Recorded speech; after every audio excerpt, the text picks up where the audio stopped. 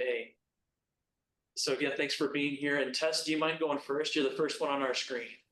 Sure. Yeah. Good afternoon, everyone. I'm Tess Studley. I work at the Northwest Energy Efficiency Alliance. Good to be here. Thanks, Tess. Greg, you're the next one. Greg Johnson, engineer at Avista. I just design stuff. Heck yeah, man. Damon. I'm Damon Woods with University of Idaho Integrated Design Lab, where we research stuff. Good to have you on, Damon. Todd. Hey everybody, Todd Greenwell, Idaho Power Senior Engineer, and I run residential energy efficiency measures for folks. Thanks for being here, Todd. Facundo. Yeah, my name is Facundo Martinez. I'm with the IDL. I work with Damon doing the energy research. Thanks for joining us, Facundo.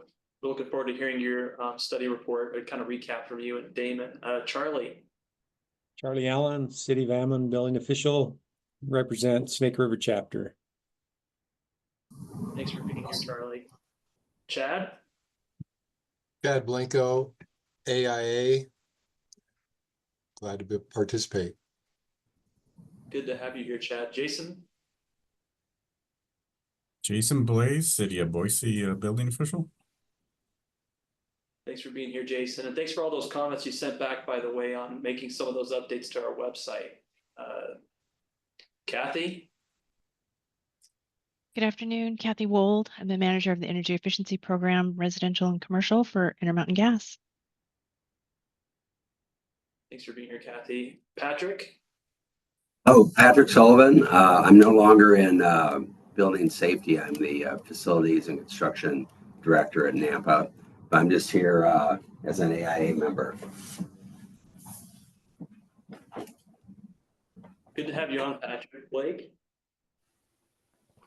Hey all, thanks for having me. Blake Ringeisen. I'm a codes and standards engineer at NEA, Northwest Energy Efficiency Alliance. Good to have you on, Blake. Good to see you. Jerica. Hello, everyone. Jerica Stacy. I'm the Director of Technical Training at the International Code Council, and I live in Ammon, Idaho. It's a good part of the state. It's an excellent part of the state. Absolutely. Andy. Good afternoon. I'm Andy Erstad with Erstad Architects, and I'm here on behalf of AIA Idaho as the chair of the advocacy committee. Thanks for joining us, Andy. Good to have you on. Thank you. Blake, Kathy, Chad, Todd.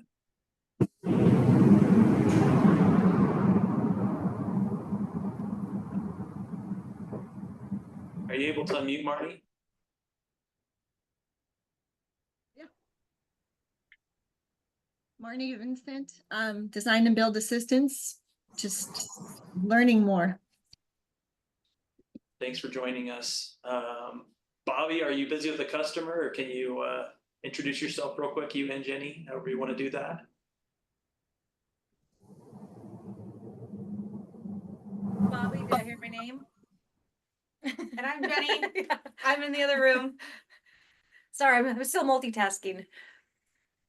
We're with Clearwater County and just glad to be part of this process. Good to have you guys on. Hope you guys are having a good day up there over in Orofino. Yeah, you guys get the windstorm last night? No, I don't think so. Anybody We else? had a crazy windstorm and a dust storm. It was insane. You'll have I to check saw a it. video of it. My friend's up in Moscow. It's Yeah, they got hit wild. hard. It looked like the apocalypse. Yeah. So anyway, we're doing good. Houses are okay? Yeah, Or there homes? was one fire behind the elementary school, and apparently a big piece of tin flew off a roof and went through the school's office windows and tore out the flagpole. But pretty good with. Well, hey, we're glad you guys are on. Kelly, are you able to mute and to introduce yourself real quick? You bet. Kelly Packer with the Association of Idaho Cities, the Executive Director. Thank you for letting me be here with you today. Ginger. Hi. Sorry, just got back into town. Ginger Bittigary, I'm the executive director for the Idaho Association of Building Officials. Thanks for being on, Ginger. It's great to have you. Taryn, if I'm saying that right.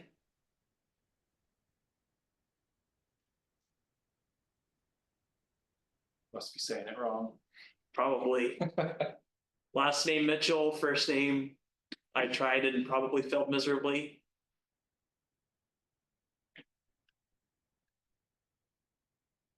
Oh. Okay. I think that's everybody. There was one other person I thought I just saw, but then it hopped off. Well, we can go ahead and move forward. We had some items for discussion afterwards.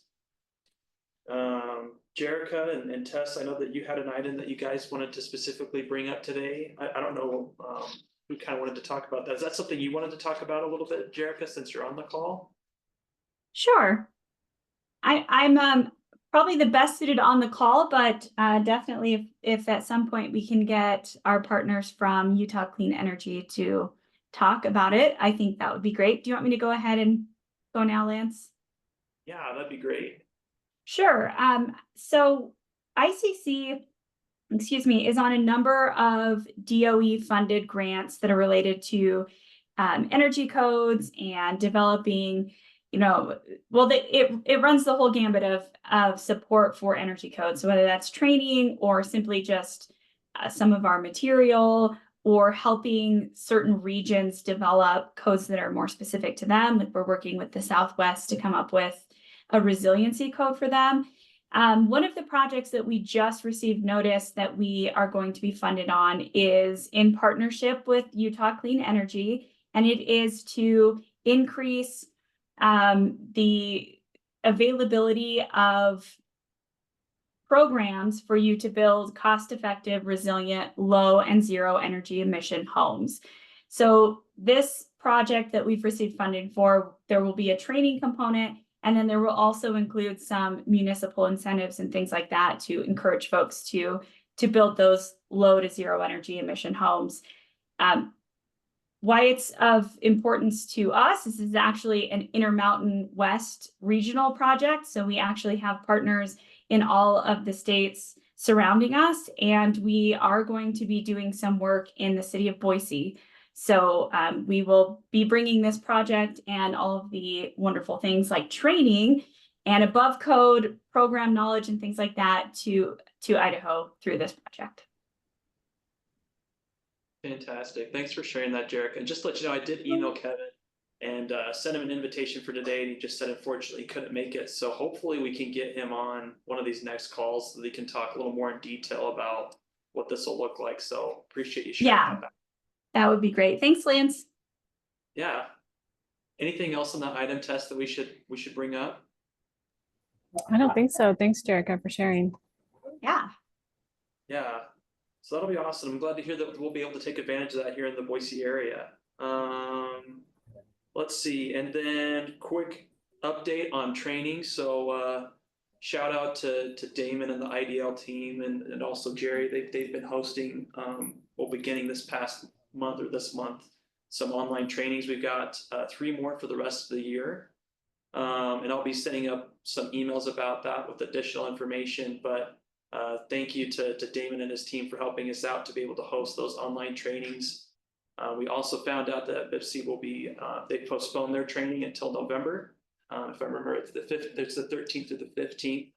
So just something to have on your calendar. But because of the BIPC training, we are postponing the air balance training from the 13th to the 20th, just so that way we're not going to have competing interest or conflicting calendars for people. So I think that's it for. And then Damon, did you want to mention anything about the commercial trainings that you're planning on having as well? Yeah, so I just put the link in the chat we're gonna have 5 trainings here at IDL available in person or by webinar, focused on commercial, meeting the IECC commercial code, 2 on lighting, 1 on envelope and 2 on mechanical. we're trying to schedule those right after Jerry's presentation. So if folks want to come for 2 CEUs, they can come at 9 for Jerry's and then stay for an extra hour for one of ours. We'll have flyers out, but the link is already up for folks if you want. So, and Lance, I'll follow up with the flyers later this afternoon so you can put it in the email share out. Yeah, that sounds great. And then just so everyone knows, if they go to, if you go to our website, the calendar's been updated to reflect those monthly trainings, and I'll get your trainings up there too, Damon, so that people can be aware of those. I'm happy to put that on there. Great, thank you. Okay. I think that's it for record keeping. Oh, and then I guess the one other thing is that there'll be the building code board meeting that's taking place on October 22nd. So just make sure to have that on your calendars. Thank you so much, Tess, for sending that link. Tess just put it in the chat, but there's a link to our training page where you can get some more background. Jerry's done a great job of writing up some descriptions for the courses, and then also the link to the calendar, and then the link to the actual training website is all there on that link that Tess has provided. But yeah, I think that's it for review. So we can go ahead, and if you're ready, Jerry, we can move right into the review of, give me just a sec actually, of the IAC stuff that Jerry's prepared.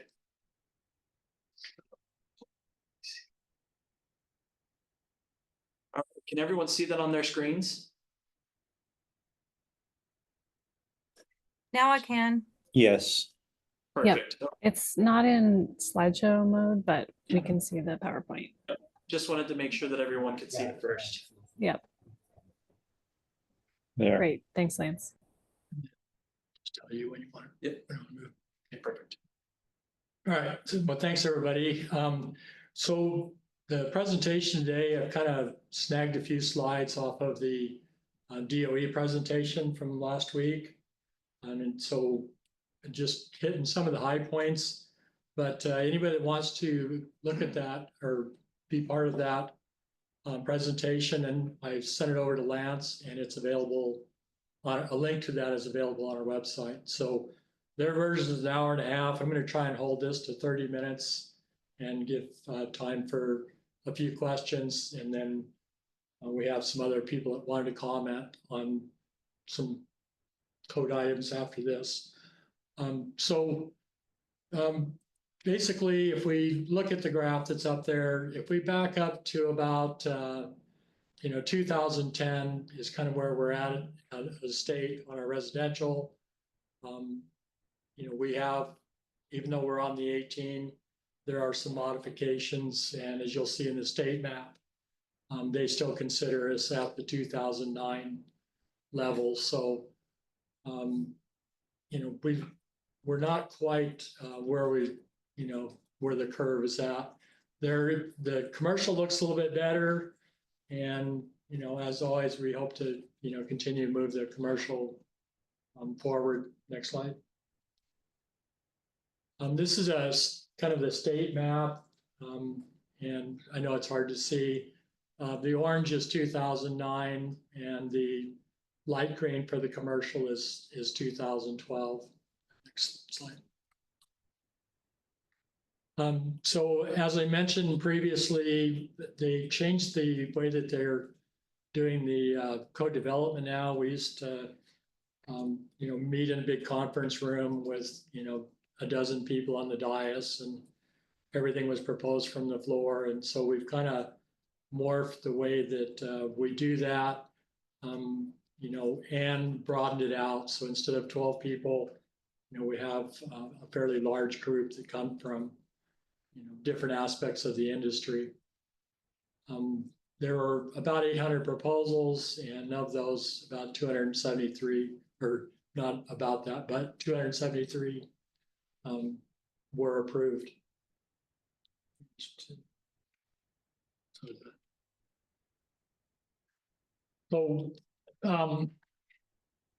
So what I was trying to do today is just kind of hit some of the high points in there. Currently, Idaho doesn't have a requirement for blower door testing, even though we do have a target, and that target has been, 4 air changes. That is improving or it's changing in 24. The most notable being that in climate zone 6, the air change per hour is 2.5.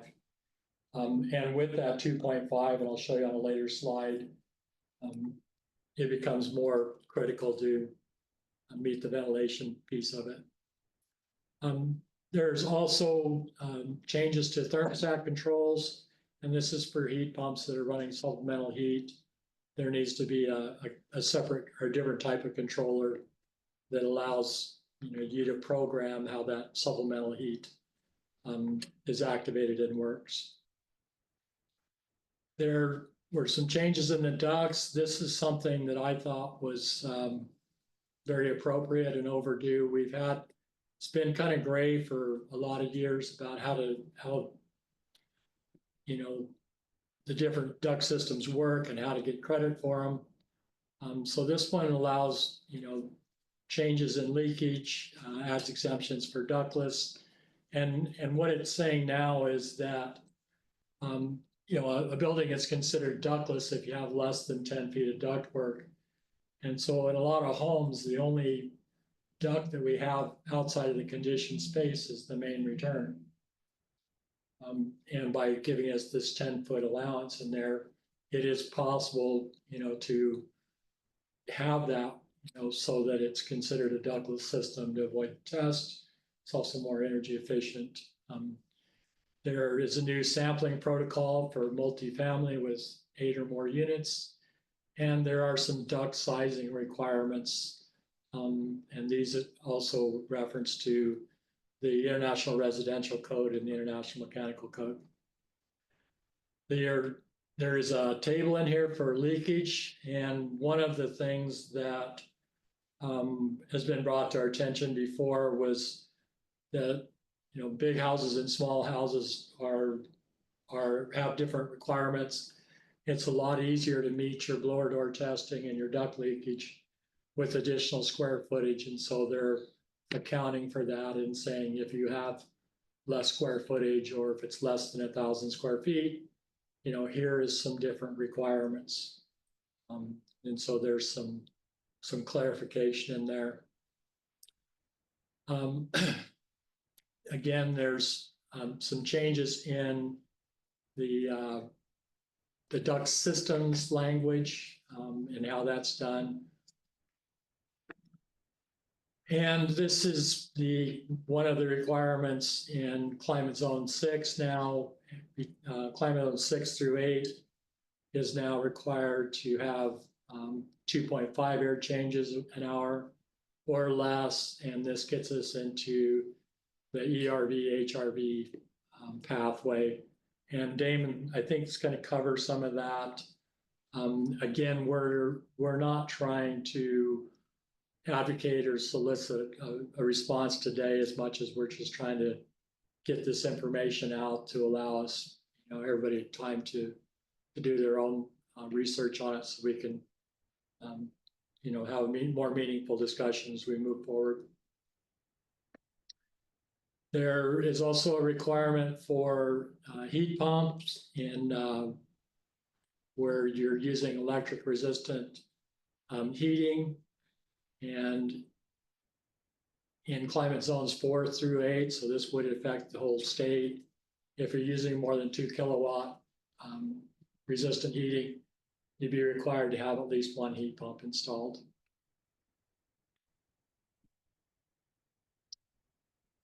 This is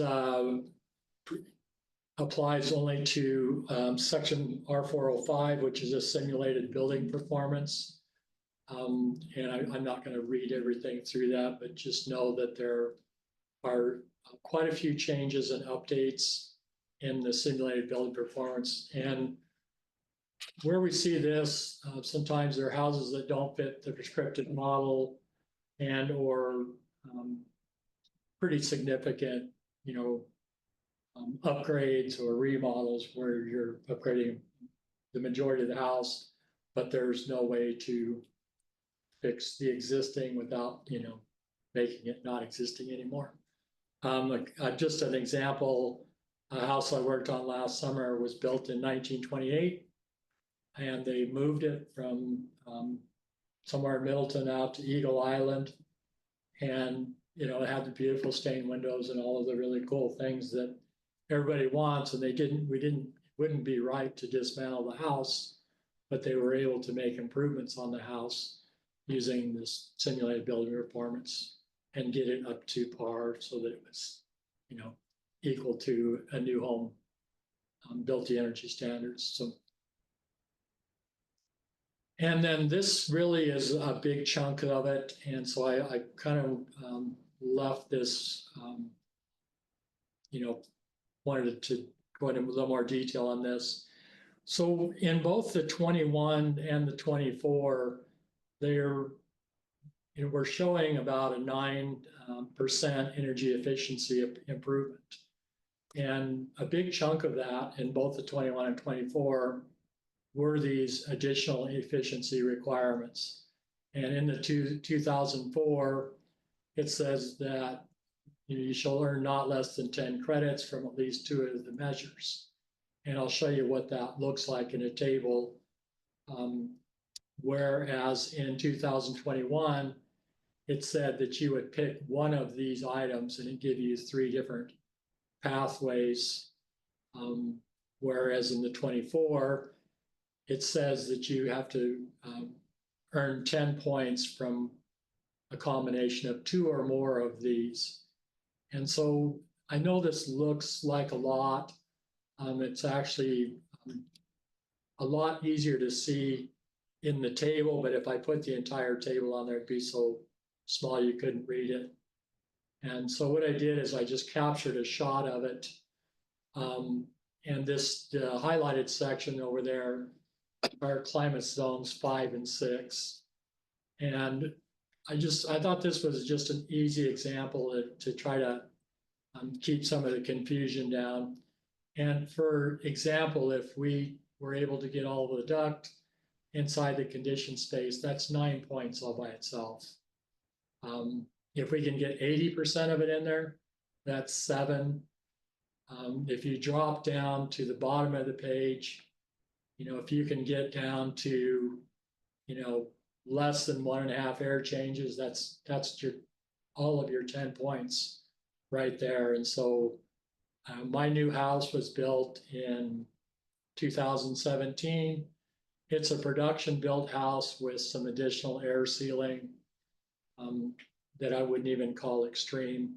And it's less than 1.5 air changes. And so that in itself would meet this requirement. If I add an ERB or an HRB less than 2, that would be 8. And so it's pretty easy to see how, you know, how this works when you look at it in the table. And so the table covers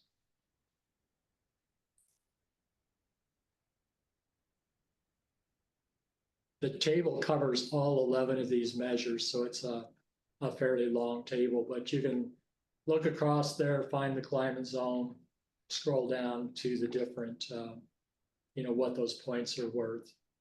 And so it sounds like a lot, but it's actually pretty clear once you look at the table. And this is, to me, a better solution than this, which is pretty narrow. So it's all about, you know, having more choices and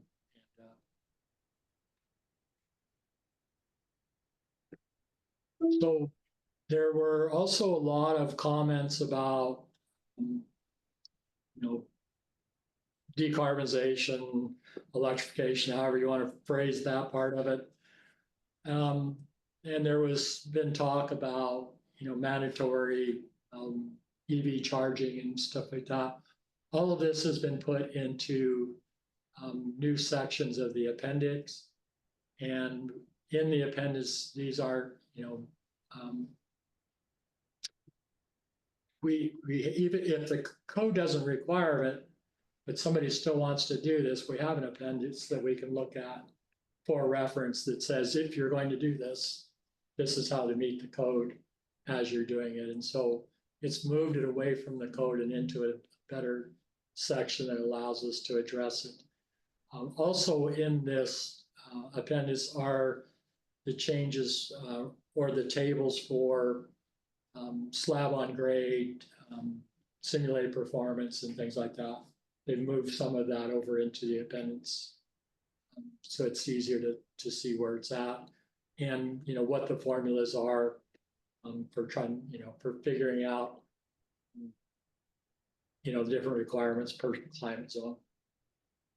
So I know I went through that pretty quickly. That was my intent. We wanted to give people plenty of time to comment today. This was kind of gleaned from a full presentation from the Department of Energy Building Codes program. And I gave that to Lance to post to our website. That presentation was an hour and a half long and goes into a lot more detail about not only the code requirements, but some of the technical grants that are being offered. So there's a little more to it. And then their presentation was, I believe, 87 slides, and I'll make sure Lance has that. It's in a PowerPoint also. But this, what I've put together today, the full presentation and then the recording from last Thursday, all of that will be available on our website. And so I encourage everyone, if you can, you know, please try to watch that presentation or review the full slide pack.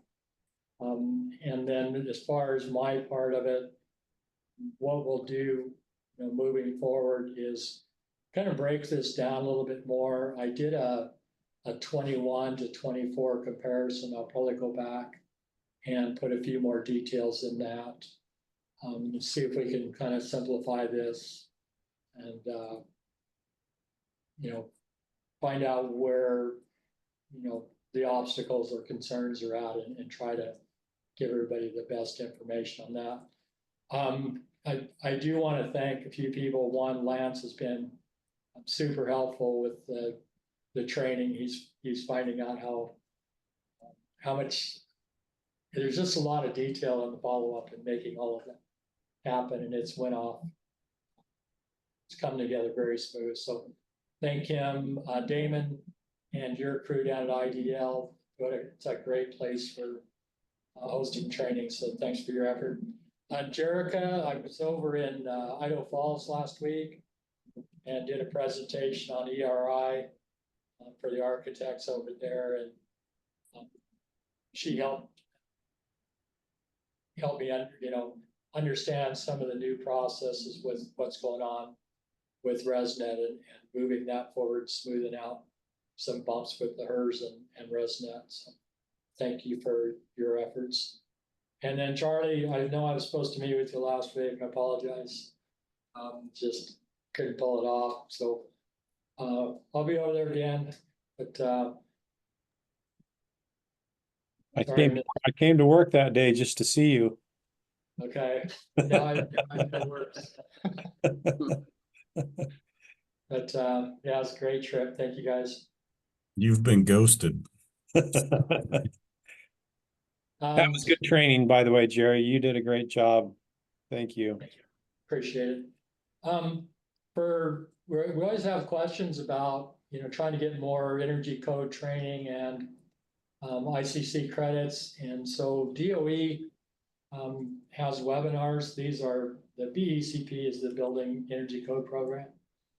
These are really good trainings. I used to do all these when I worked at DBS. And so if you're, you know, interested in kind of expanding out your scope a little bit, see what's happening in other areas, maybe you have an interest in the green building part of it. These are free webinars, and they do offer credits. And so you can check these out. And there's my contact information. That's my cell phone. So if you have any specific questions, please give me a holler. I agreed to kind of facilitate the Idaho Code Collaborative. And so in that process. I want to be able to provide the best information that I can. I know I have a personal bias, but I'm trying to kind of play that down a little bit. Really what we're trying to do with the collaborative is to, provide everybody with the best information that we can, and, at the same time, clarification and cost effectiveness. And so we can't address stuff unless somebody brings it to our attention. So again, appreciate everybody attending the collaborative meetings, being part of it. But if you have an issue or a comment, please forward those and make sure we have a chance to address them. Thank you. No. Judy, did you have a comment?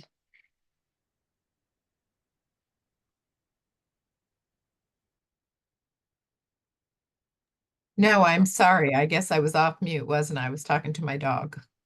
You just sorry. No. Oh boy. Just no. It's like my home builders. Yeah. Well, I think unless there's anything else that anyone wants to review from that presentation, we'll go ahead and stop sharing. Okay. Hey, Lance, I did have a question for Jerry. Jerry, you mentioned that if you had a new home, then it was under 2.5, you got the 10 points. Does that have, but it has to have an ERV, even though you may be able to achieve that without one, it has to have an ERV or an HRV, is that correct? In that, if we were to adopt the 2024 unamended, it would require an ERV in climate zone 6, HRV or ERV. Yeah. Okay, thanks. And I guess I should clarify that. Charlie, currently we don't have a testing requirement in Idaho. So that 2.5 is the target. So I don't know, if we were not to pursue that, obviously, the two are tied together. If you're going to tighten the house up to a certain point, then it's becomes more beneficial to do an ERV, HRV versus the fresh air intake or an exhaust only. And I think Damon and Facundo are going to cover this a little bit. This was kind of the work that I wanted to do for a long time, and I really just didn't have the technical know-how and the computing capabilities. So really looking forward to this study, and I think the cost effectiveness piece of it, I think we're finally getting some clarity on that. Yeah, and I think there's some contractors out there that would like to use the ERE, and so we need that option in there if they want to use the points system, the ERIs, correct? So yes, we have the energy rating index, and then the prescriptive requirements would call for the 2.5 with ERV. Yeah.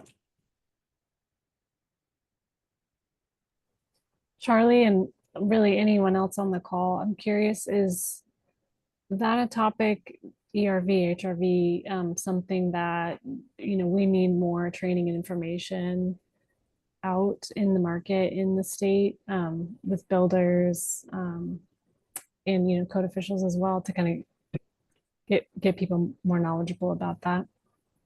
Definitely. I think maybe even more importantly, get HVAC contractors or companies to be involved, to see the benefits and weigh the costs, for it.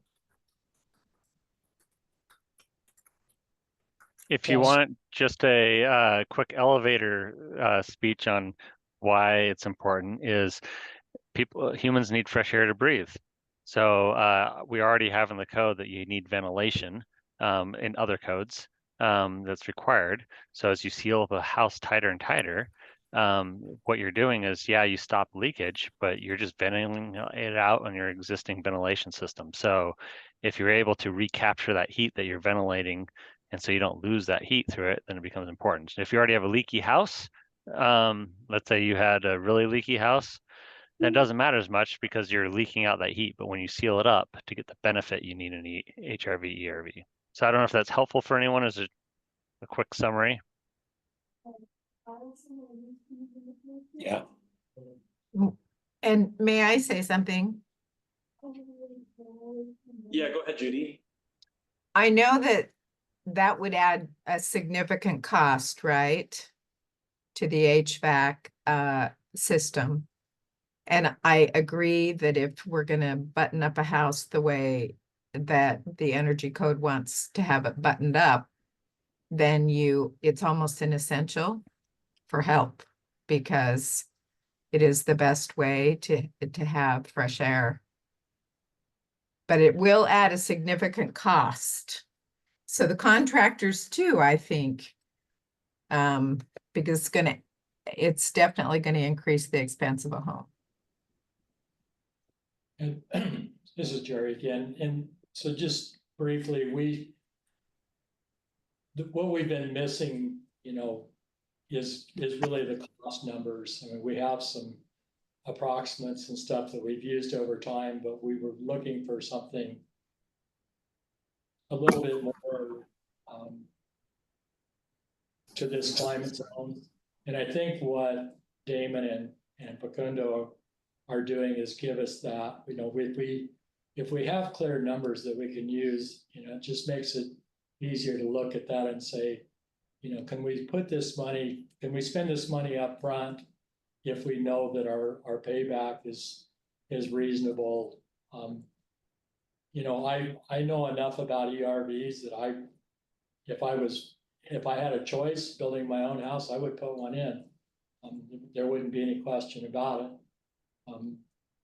But I have a lot more experience in tight homes, living in tight homes and stuff, and so we typically, since I've left the state, we haven't been trying to provide any training for HVAC contractors, and so not only do we need the cost analysis for everybody involved in this collaborative, but we also need to have it in a presentable format that we can take out to the industry and say, this is what you could expect, and these are current numbers based on what's going on right here, and then be able to look at the cost of installing it and stuff in comparison.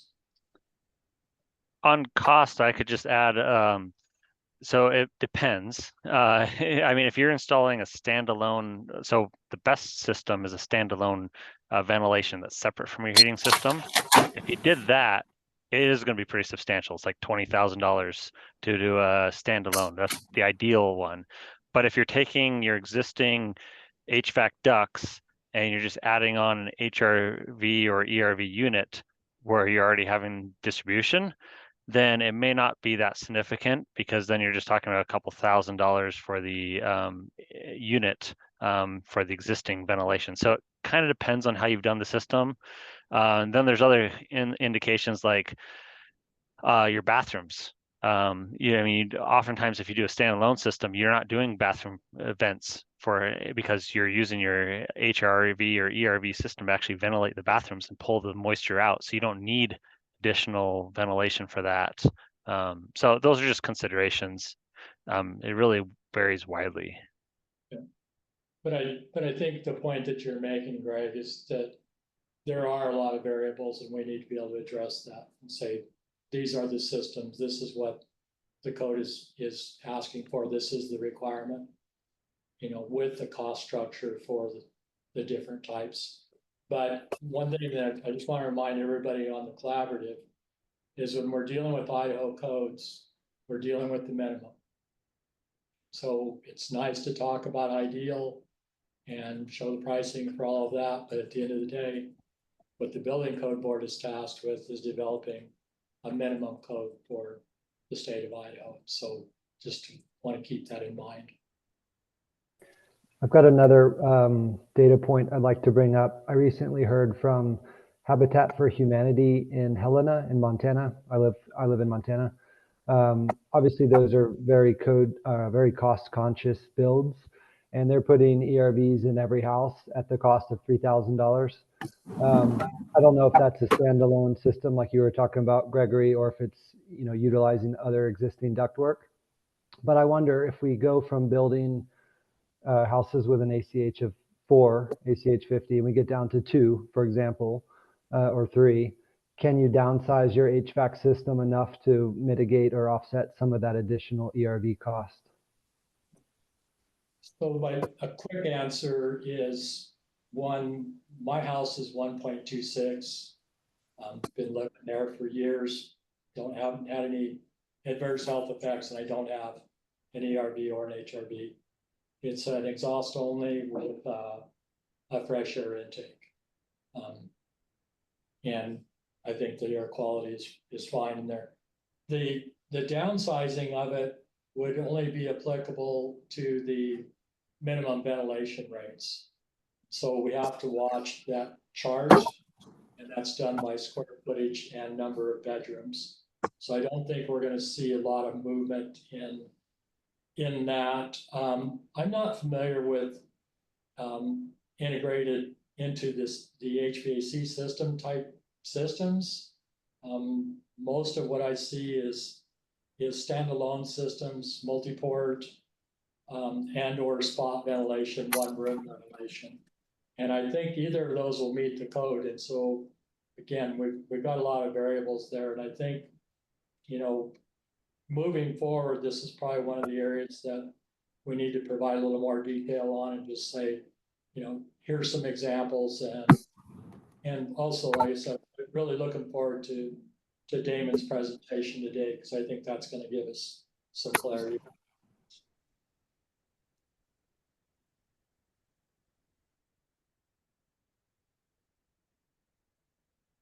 Well, if there's no other comments, before we move forward, we've already had a chance, Ken, for you to introduce yourself. But when you're looking at, what we've covered today, or the 2024 IECC, is there anything that we should keep in mind as a code collaborative, or anything from your perspective for the Homebuilders Association that you'd appreciate as far as being part of the discussion, or things to keep in mind moving forward?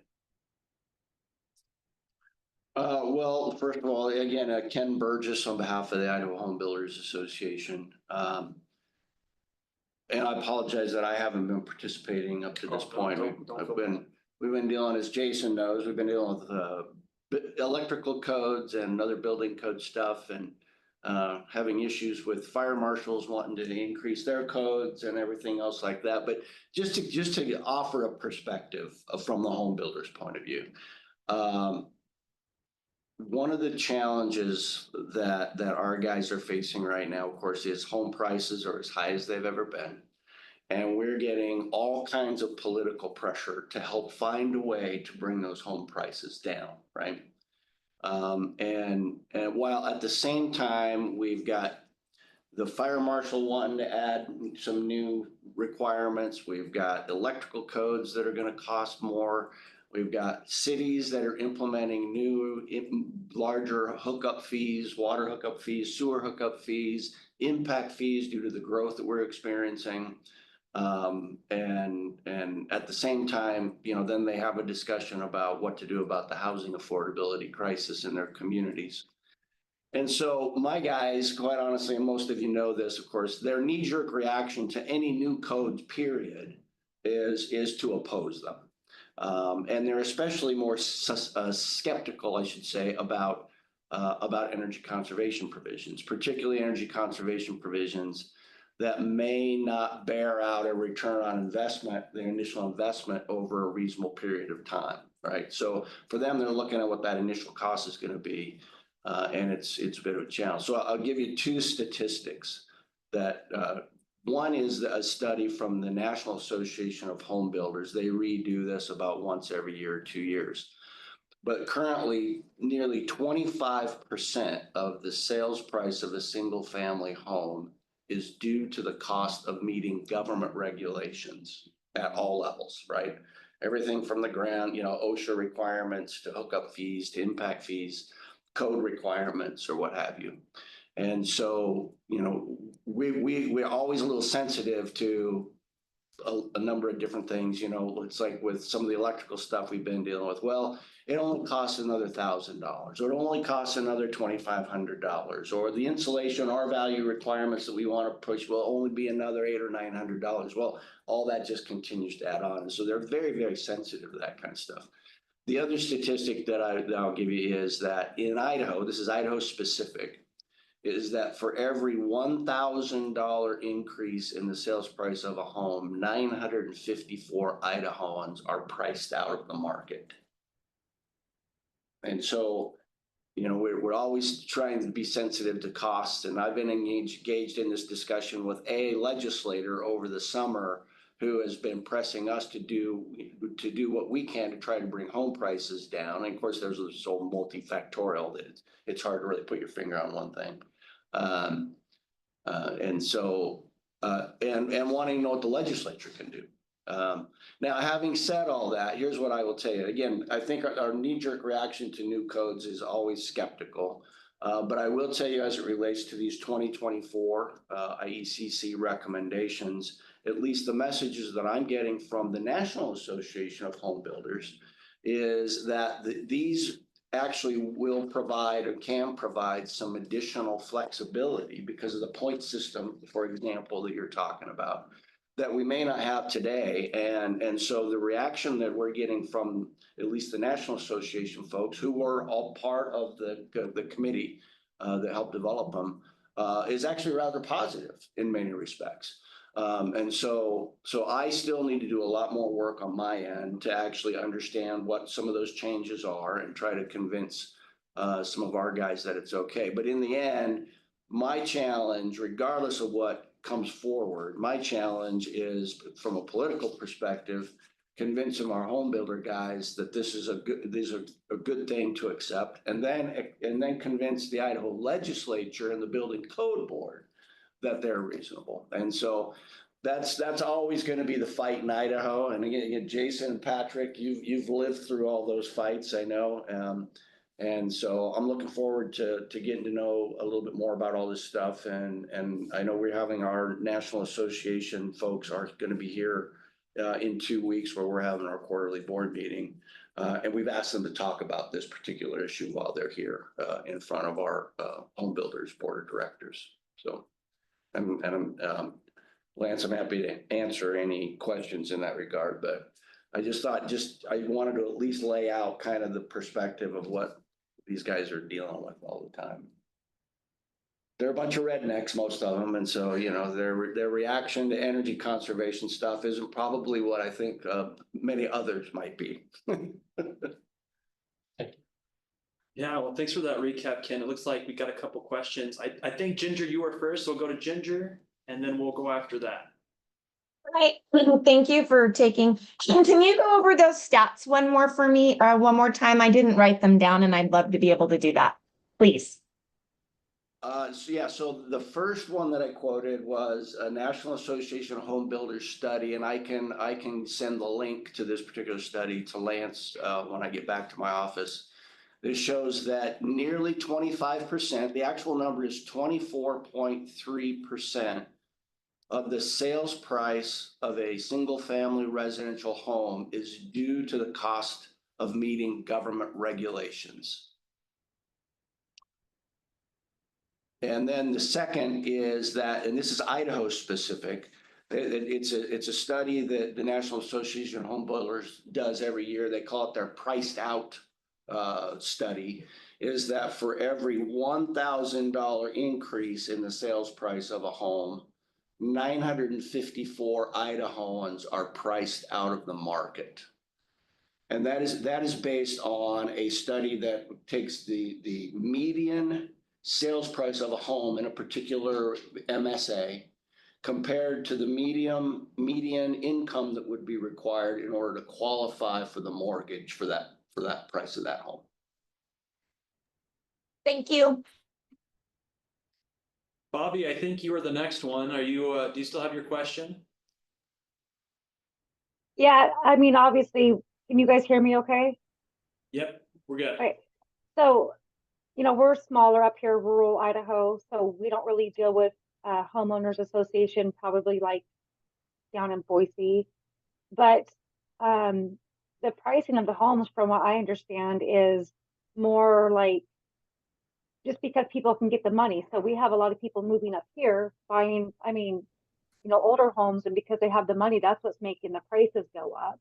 And then obviously, just just inflation itself has caused prices to go up. Codes are minimal. I just have an issue with people thinking that minimal codes make building higher, and also dealing with a more rural area. If we didn't have minimal codes, I just feel like it would be really rogue for some of our contractors. So, and then energy code, I think that Idaho has a good handle on just trying to make it minimal, trying to make our homes energy efficient so you don't have these really high electrical bills, but also make safe. So anyway, that's just a little bit different perspective from a rural area of dealing with people in Idaho.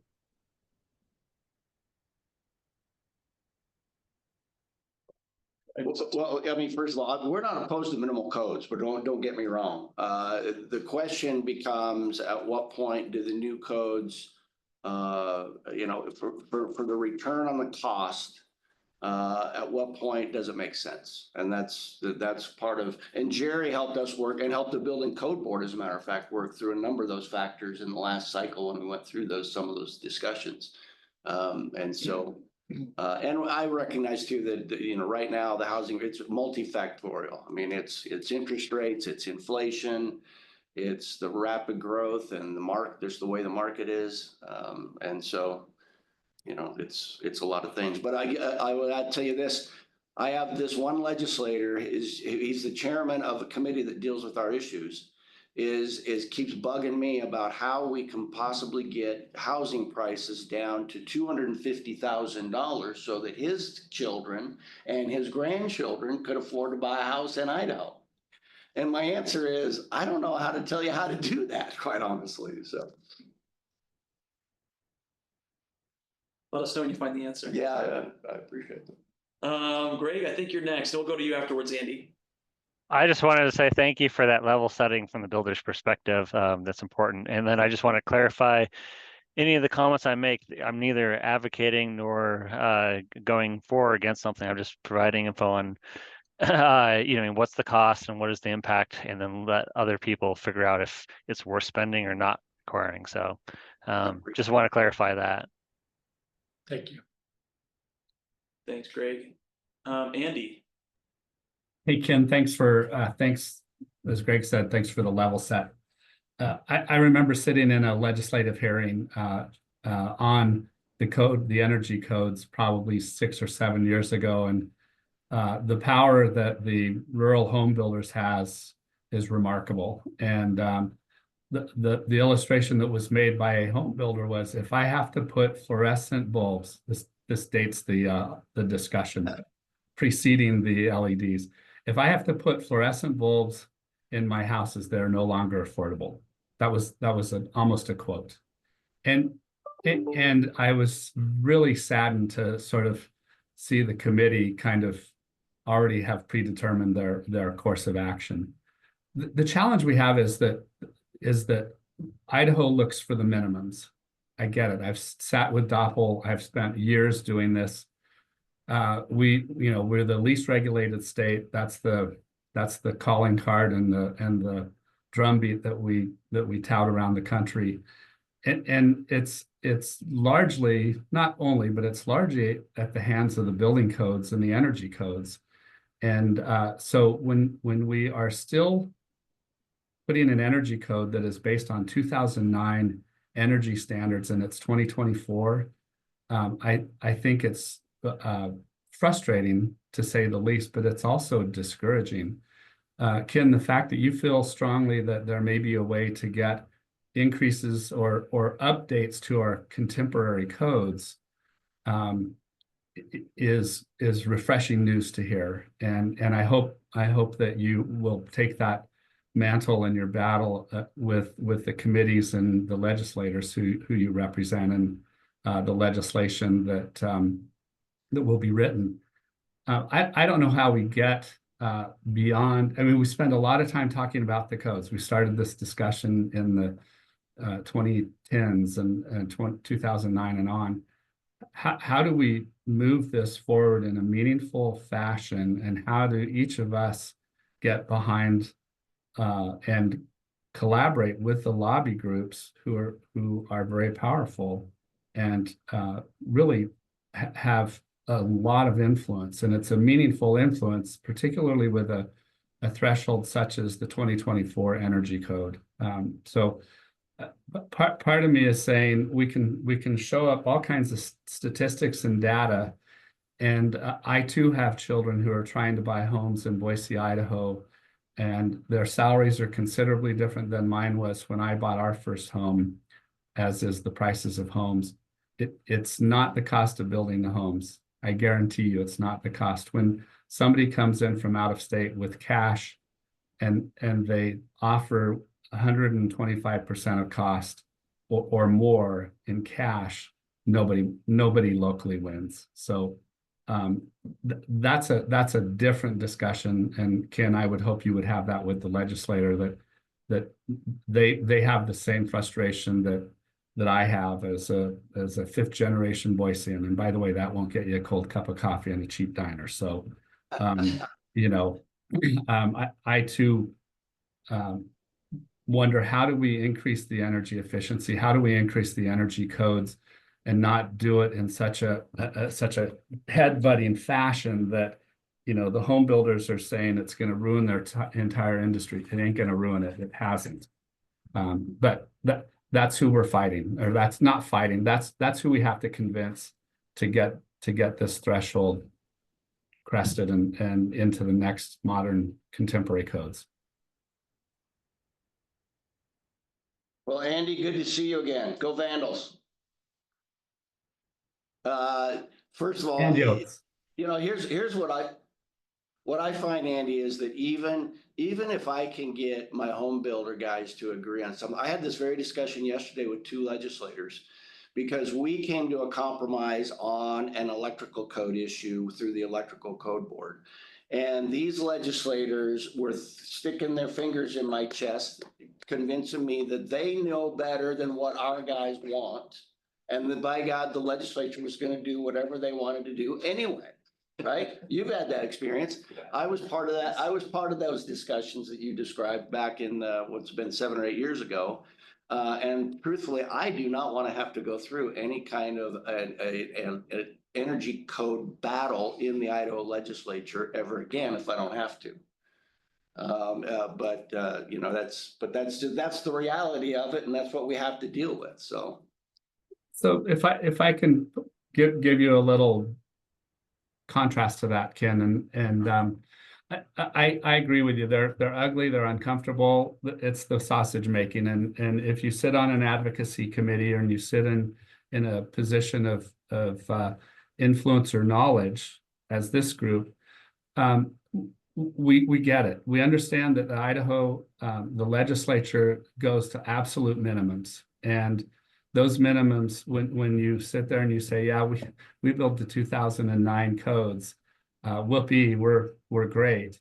I would like to see the ability to actually adopt 2024 codes, or at least have some fashion in which, and I speak about many of our clients are really pretty sophisticated, and so they demand of us the most contemporary energy codes, and we love doing it because we too learn the applications and the technology.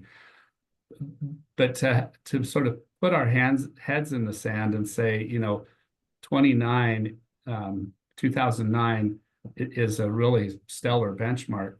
It's not a stellar benchmark. It's even beyond a minimum, in my humble opinion. So keep up the good fight, Ken. appreciate it. Thanks, Andy. This is Patrick. I just have a comment, kind of tagging on Andy's. You know, I've been experienced in kind of that the code issues for several years. And it seems to me that the only thing that would really influence, and might not even influence our legislators, is really if our Idaho consumers that are buying these houses actually understood what they're getting as far as energy efficiency, especially if they're moving from out of state. We have states around us that have higher, have newer energy codes with more efficient buildings. And I think the expectation when you move here, since houses need to be built with code, I think the consumers are just making the assumption that they're getting the same type of house you get in Western Washington or Southern California or Western Oregon or wherever it is that would have a better energy code. So really the only thing I think is going to move the needle is really getting some public education out there on codes, because I've been for many years to the ICC conference and voted on codes, and really the National Homebuilders Association, they're really against any changes of any kind to the residential or energy codes. And I don't think they're going to back off on that stance, because it all comes down to what's in the best interest to their members, which is, making their living building homes, and not, and the perception that if they have to pay for things that are dictated by local codes or state codes, then for some reason that's an externality they shouldn't have to pay for. So I think we're not going to be able to change the dynamics in the legislature, knowing more than, opinions mattering more than facts. And we're not going to really change the needle on this unless we actually have home buyers say, hey, you know what? What's the deal with these homes that are built, 10 years from now, when they're saying, how come we're still on the 2009 energy code standards, even though right now we're on the 2032 code, right? So, I mean, I hate to be a downer, but I just think that's been the dynamic, and it's a really hard dynamic to change. So I need to jump in here for a second. One of my roles as a facilitator is to make sure that everybody feels welcome, and I don't want to go over all the ground rules again, but I hope Ken doesn't feel like a target, because that's not how this collaborative is supposed to work. What this is an opportunity for all of the stakeholders on every side of the aisle to come together and present information. And so we don't want to shoot the messenger. At the same time, on that first slide, it shows that the code development board has builders on it, and this point system and tables and a lot of what is being advocated for in the 2024 came from the home builders. And so I'm sorry, everybody knows my experience, and I've been accused of working one side of the aisle. But my interest has always been to the consumer. I think, at the end of the day, if all of us are trying to be honest, we need to say, who is the benefactor here? It's not, winning a perspective. It's, are we giving the best product to our home buyers, and how do we get there as a team? And one of the reasons why the 18 was so successful and why we got it published was because we had, everybody had their say and was represented. And I mean, even the legislature was kind of shocked that we actually had everybody on the same page. And so history tells us we can do this. We've been here, we've done it. Is it perfect? No. Some of the problems we're working through have more of a ground in dealing with our rural communities and having people that perform the various testing and stuff. And so I don't look at it as an obstacle or as an opposing group. I think that our obligation is to make, concessions if needed, with a good understanding of, of everybody's points and considerations. Tess was going to talk about the Idaho field study. And I think when we look at the field study, it's real easy to look at that map that I put out there and say, Idaho is still on the 2009, but that's not what the field study tells us. And at the same time, even though we're dealing with the minimum code, we're not putting obstacles on there. You can build whatever you want. You can build it as good as you want, as long as you feel like you can recover your money. And so that's not the intent of the minimum code, is to hurt us as a state. It's just to set a floor for everybody. And so I just want to throw that out. I know that, I don't want to hurt anybody's feelings or make anybody feel bad, but just understand that the purpose of this collaborative is to try to reach consensus and not do any damage in the process. But I think providing good information and good training, good education, all of that is instrumental in pushing this forward. And when we do things that make sense, we just have more agreement.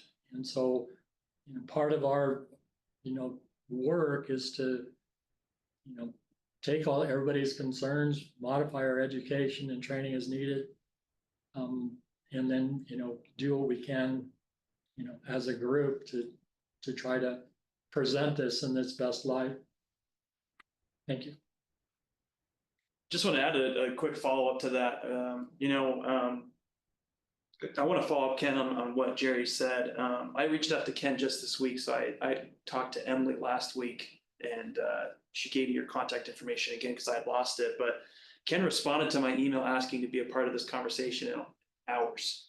It was a really, really quick response, and so I just want to thank you, Ken, for being a part of the conversation and being willing to come here and to present the different perspectives that you have. And then also just about today's meeting, I think it's important to note that this is probably, at least in the meetings that I've been a part of this year, the most robust conversation we've had. I think this is the most comments we've had from the most people in one meeting, in one sitting.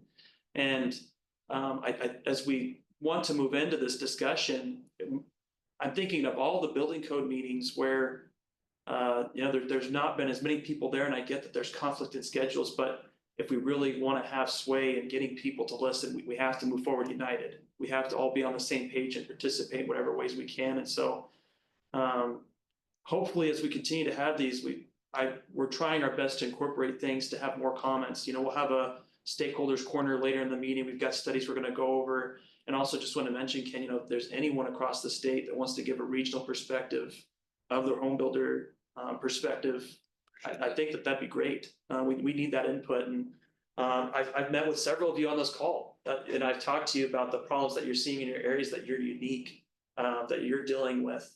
So hopefully as we continue to have these code collaborative discussions, we can continue to talk out these perspectives and move forward in a united fashion when we put this forward with the building code board, when we bring it to the legislature. So really appreciate all the input we received. Lance, I have a question, if I might, about timeline and process. Because as we all know, right, in Idaho, you got to go through the building code board, and the building code board does their process, and then, to the legislature. Have you all had discussions with the building code board about when and if they would be taking up reviewing this 2024 IECC? I can try and address it. So just a very brief background on this group. We have no decision-making capability. We have no authorization. This is just a format to allow for a much broader informal discussion than have at the board meetings. But we don't have any sway or pull or anything like that. But on a technical perspective, the board cannot introduce rules while the legislature is in session. Right. And so they can put it out in the bulletin, which needs to get out in advance, that they're going to review this next year. And then set a couple of dates for public hearings to allow the public. But based on what they've told us, there's nothing they're not doing anything this year, but they want to be ready early next year. Okay. And have And go through their negotiated rulemaking process. that they're obligated Yes. to do. Yep, okay, all right, thank you.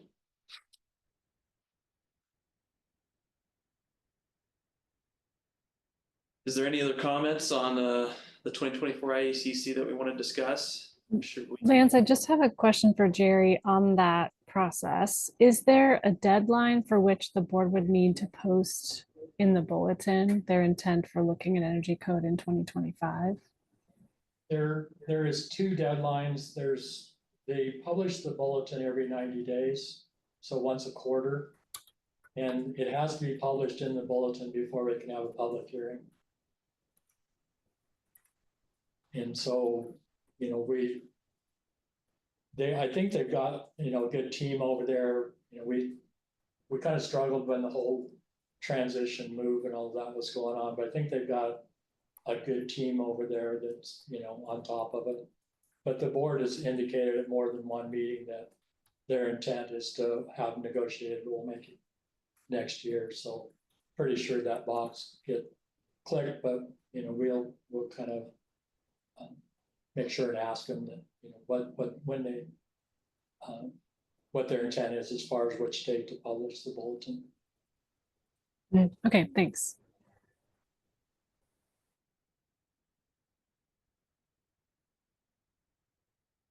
Well, I know we're still a little bit of time or a little bit behind schedule, but maybe let's take like a quick 5-minute break, come back, and we can go ahead and move on to the next portion. So give everyone a chance to stretch, and we'll come back in just a second.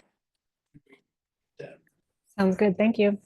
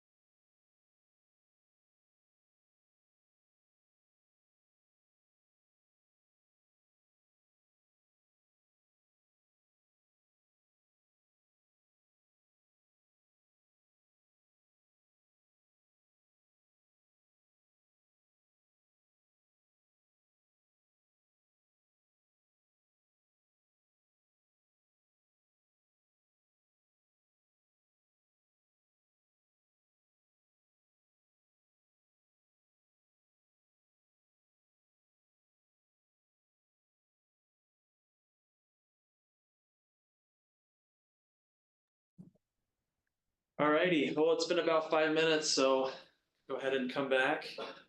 Tess, do you still have the ability to share your screen? I believe so. Let me check.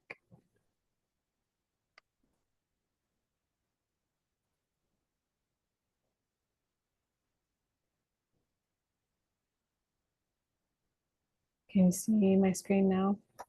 We can see it. Can everyone else see her presentation? Yes, it's just not in slideshow view yet. Okay. I'm the same way, Tess. Got to get confirmation before I go down that rabbit hole. I don't want to find that escape. Okay. Perfect. Great. Well, I'll go ahead and get started. So I'm Tess Studley with the Northwest Energy Efficiency Alliance. I'm going to share results from a recent study that was completed looking at the residential energy code in Idaho. So just kind of high-level overview. These code compliance evaluations are have a goal of looking at measure compliance with the most recent energy code. They're NEA conducted. We do at least one per state per code cycle. And we conduct both a residential and commercial study. So those are separate studies that are done. The data and information and results that come out of these studies not only provide us with a great outlook of how the codes are being implemented across the state and how homes are being built, but NEA can also use this information, kind of gets incorporated into our calculations for reported energy code savings, and also informs need and opportunities for training across the state on certain measures where we see maybe lack of compliance.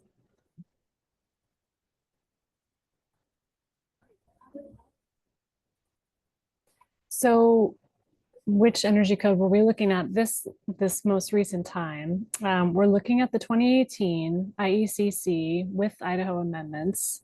This code became effective January of 2021.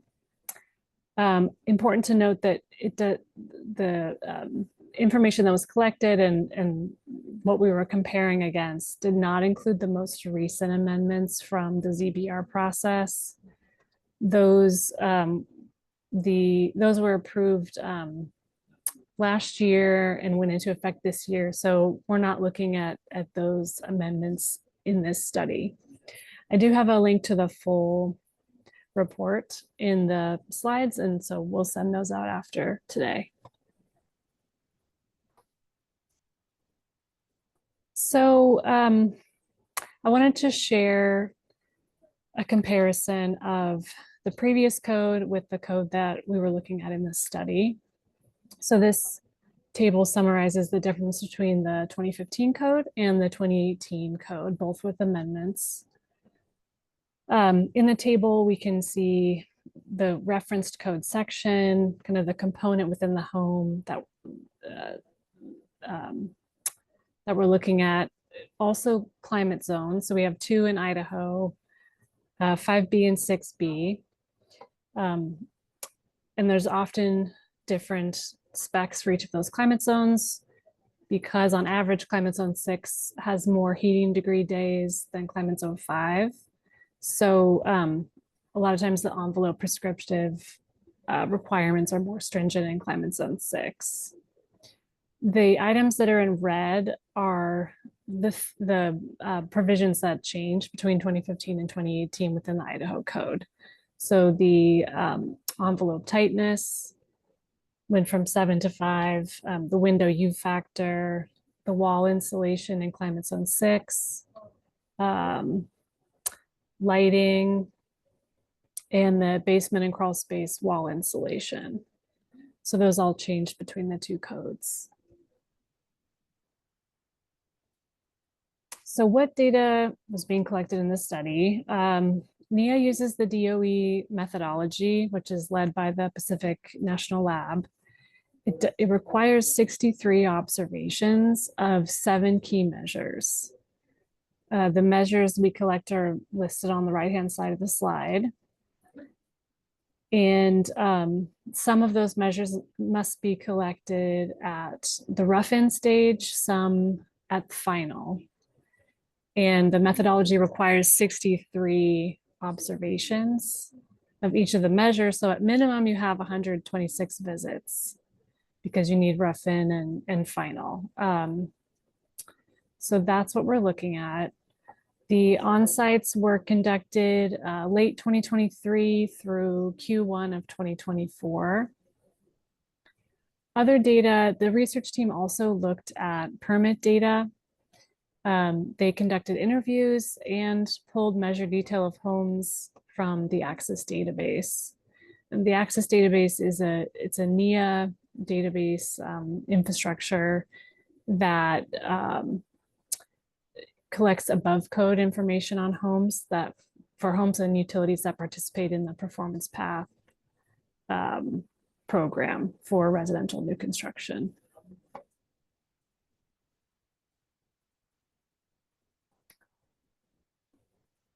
So a couple of notes on the permit data. One of the reasons why we wanted to look at permit data, because we wanted to explore opportunity for collecting measure data, trying to reduce costs, basically, of data collection. On-sites are pretty expensive.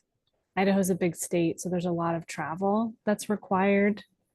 And so trying to explore different options for that. However, in doing so, we did come across quite a few challenges. It's difficult to acquire permit data just at all from jurisdictions. Each jurisdiction is on a different system. Some folks are using paper, some folks are using electronic, so wide variety. Also just general lack of data on those 7 key measures that we need. And then 4 measures that are collected within the permit data, a lack of kind of qualifying information. So there's certain, specs and numbers that we needed for this study that wasn't there. However, we could collect data from permits on 2 measures: windows, both the U factor and the solar heat gain coefficient, and the ceiling R value. And by the way, I can't see anybody's faces, so if you have questions, maybe we can save to the end, or Lance, if you can help me out if somebody has a question. This image here shows where the on-site visits were, where they were located across the state.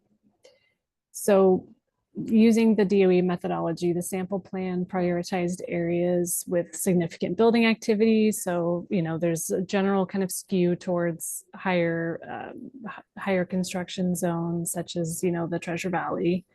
But, we did want to also look at rural areas. So we were intentional about that. But, there tends to be kind of a skew towards more urban and higher population zones.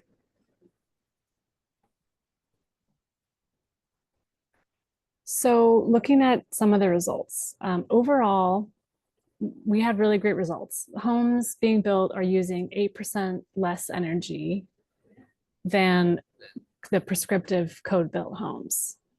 So that's great news. We also had a general statewide compliance of 97.8%. And the way we achieved that single statewide number, we took the research team took the observed data, so from all those on-site data visits, and put that into a model and turned it into a weighted average regulated energy consumption, so an EUI. And then compared that to basically what the EUI would be for prescriptive code. And that's how we get this general statewide compliance number. So in this chart, we're looking at climate zone 5 and 6. Climate zone 5 is in blue and climate zone 6 is in orange. The EUI is along the bottom, ranging from 20 to 50. you'll notice that the climate zone 6 homes are generally have a higher EUI, so using more energy, again, because that colder climate, like higher heat loads and requirements. I did want to note, so the simulated population does include homes with above code measures. So I mentioned we used some information out of that Access database. So it kind of explains why the average home outperforms the code compliant model, but there's still 2.2% non-compliance across the state. So some measures are out of compliance, while in general homes are saving or using less energy than the code.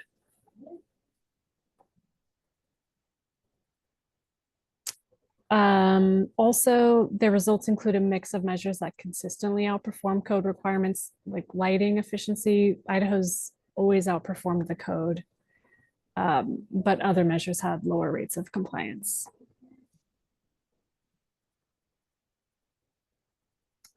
So looking at specific measure compliance, I wanted to call out a few things.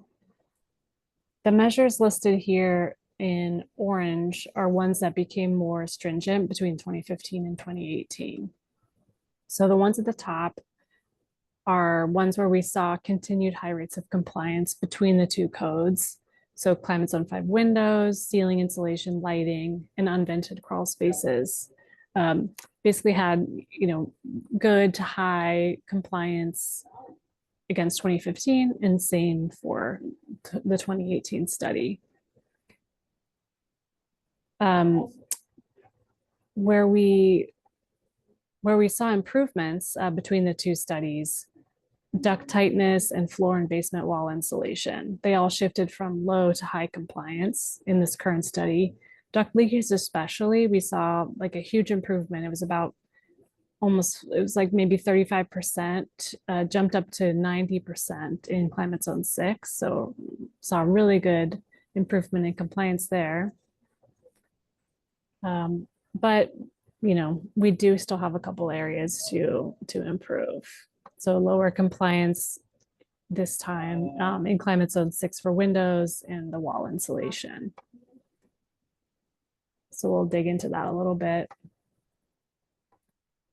Overall, there's just a really good opportunity for better installation quality across the state, climate zone 6 and 5. How we can determine this, we looked at the wall U factor, which takes into account the insulation, but also the installation quality. So we only saw about 50% of the homes complying with the expected U factor, and that's being tied to the poor installation quality. So something we can focus on in the state. In this chart, again, climate zone 5 is blue, climate zone 6 is orange. The dotted lines show basically the code requirements. And you can kind of see that about half of the climate zone 5 homes are above the code, and same for climate zone 6. So about half are complying and half are not. So even though climate zone 5 homes showed really high compliance with the wall insulation, which is R20, only about 50% complied with the U factor. So again, just highlighting a really good opportunity for improvements and some training focus going forward. And then the research team called out that improving the quality of installation represents a really high 80% significant portion of potential savings. So if we see improvements on this in the future, there could be even higher energy savings potential for this measure.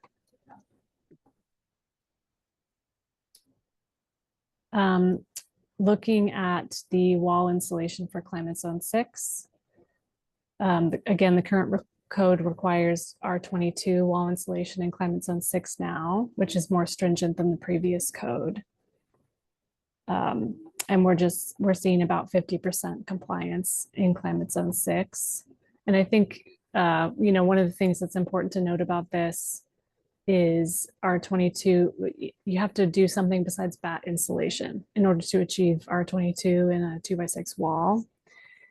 So what, advanced assembly or maybe blown in insulation, they have to do something else besides the bat insulation. So it's, a difference in building technique and behavior for the builder.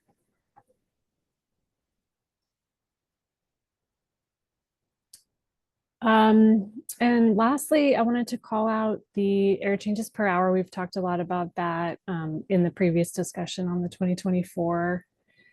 So we didn't actually see a notable difference in the air changes per hour between the 2015 study and the 2018 study. The state on average is around 4 ACH, which is better than the code, better than the current, better than the code we were looking at. But I think there's, still a really good opportunity here. Like builders are building fairly tight homes. So it's, ripe for opportunity, I think, for doing better and getting down to 3 ACH. This chart shows it's a little different. The blue is actually urban areas and the orange is rural. So it's not by climate zone. But you can see, we're building to 4, even 3, some homes even 2 ACH 50. So people are doing it. We can learn from each other and kind of try to improve across the state. And also worth noting, so with the ZBR amendments, the code now does require 3 ACH 50, which it's the 2018 National Model Code. So that is the new requirement. But we did remove the requirement for blower door testing. So it's kind of a matter of, this is the requirement, but how do you enforce that? Or how are we able to know what the air leakage rates are? So I kind of breezed through that because I wanted to make up a little bit of time, but, wanted to share the high level results and then a couple of measures that we can continue to focus on in the future in Idaho. So I think that's the end of my presentation. Happy to open up for questions or discussion. Hi, Tess, it's Charlie. Charlie. Hi. So in climate zone 6, you said you had only 50% compliance for exterior walls or wall insulation. According to your studies, were you really finding a lot of homes without blown in insulation? Is that what that's telling us? I think so. I guess it's a gap in the studies. We don't know exactly we didn't collect data on what people are doing specifically. So I think that's something we could add to the next one for sure, is not only what are the R values, but what are they doing? So digging into, is it blown in? Are they just using 21 bad insulation and calling it good? Or is it the quality itself that's causing it to be below 22? Yeah, I can only speak for my city and then Idaho Falls that, I know we are enforcing that heavily, but throughout the other climate zone 6 areas, I'm not sure what they're doing. So I was surprised to see only 50% compliance. Yeah. Charlie, what are folks typically doing in your area to get to R22? Are they doing a bit of spray foam and then that on top of that? Well, they can actually spray just a little higher density cavity in a 2x6 wall and achieve an R22. Doesn't take a lot more density. So that's what we see typically on a few custom homes. The owners want it to be super airtight, so they will spray an inch of foam and then blow in the rest to achieve that. But most of the production homes are just blowing in, fiberglass insulation.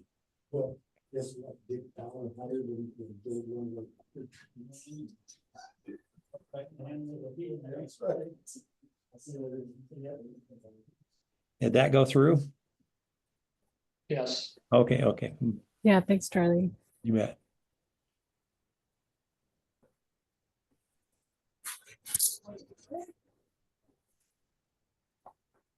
Any other questions for Tess regarding the presentation? So Tess, you mentioned it was difficult to obtain all the data, but it also sounded like you visited the sites to verify. So can you elaborate a little more about what info you were not able to capture in your study? So I was referencing mostly the permit data. So we were trying to, see if we could collect data through permits rather than doing majority on-site inspections or visits. And that's where we found a lot of those challenges of not being able to even just have access to the data, let alone those permits having the detailed enough information that we needed. But the on-site visits, there's a data collection instrument that's pretty standardized across all these DOE field studies. So, pretty thorough in terms of what they're looking at, whether they're doing a rough-in or a final visit. Okay, thank you for that clarification, because I said, and then just a follow-up question. Were you guys just comparing the differences between what level of compliance was achieved versus what the DOE recommendation was, or were you actually doing did Ecotope do energy modeling to identify stuff? So we were comparing against the Idaho code, with amendments. So after collecting all the data via on-site visits, then there was that comparison of, okay, well, this is what the code states. Are the homes meeting that on a measure level?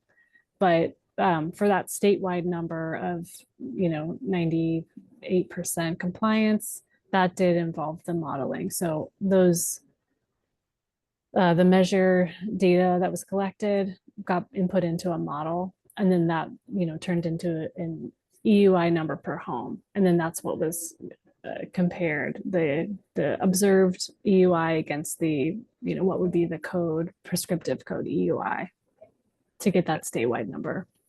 And that was Ecotope who did the modeling? I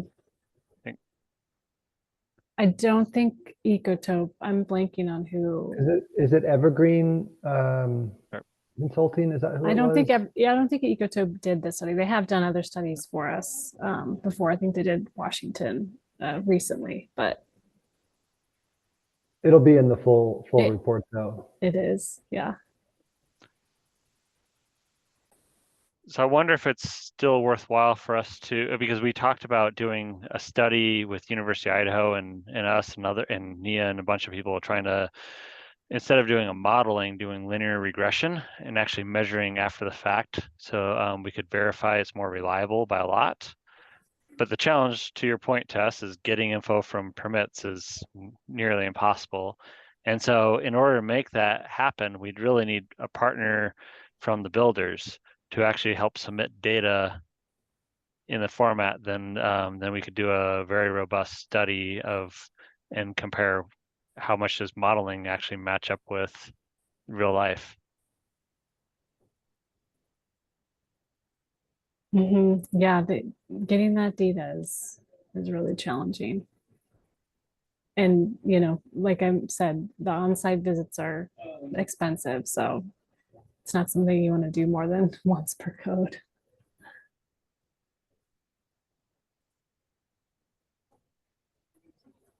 Well, I want to make sure we have time because I know Damon and Facundo have information to share, and then also Jeni and Bobbi. So we will post this presentation and share it out via email. So feel free to take a look, email me with questions. And then the link to the full report is in this presentation if you want to dig in a little bit deeper. Thanks, Tess. Thanks, Tess. Damon and Facundo, we'll just go ahead and hop right over to you guys since we're getting close to that 3 p.m. mark. Yeah, sounds good. So I'll let Facundo lead. I've been kind of offering guidance, and Facundo's been doing the day-to-day work. We're not going to present all the results, but just kind of give an overview of what we've been looking into and some initial findings that we hope to put together in a well-formatted report before the end of this year, so we can kind of see, yeah, return on investment from different code impacts and reaching from 2018 to 2021 to 2024, and especially looking at issues of ventilation and air tightness. So Facundo, you want to go ahead and share your screen, and feel free to take it away. Yes, thank you. Let me put this part real quick.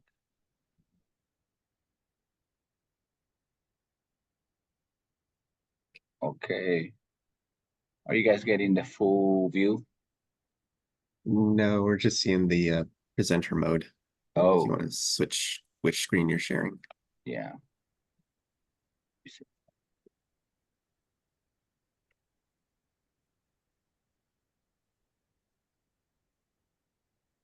about that.